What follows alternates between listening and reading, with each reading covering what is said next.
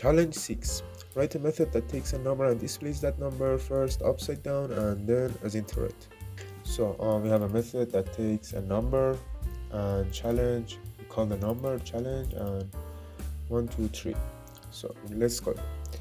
I create a char array variable and set array name and num dot toString and dot to char array.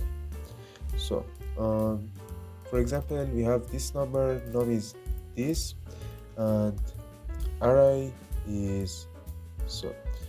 For example, we have an array and we have 1, we have 2, and we have 3. So array now is this.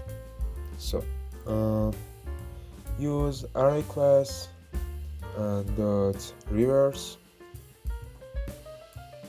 array. So console dot write line array. Save and run.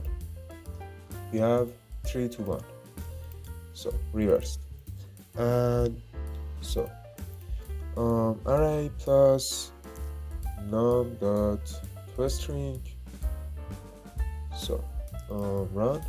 We have a problem. 1, 2, 3. This is num dot toString and array is this.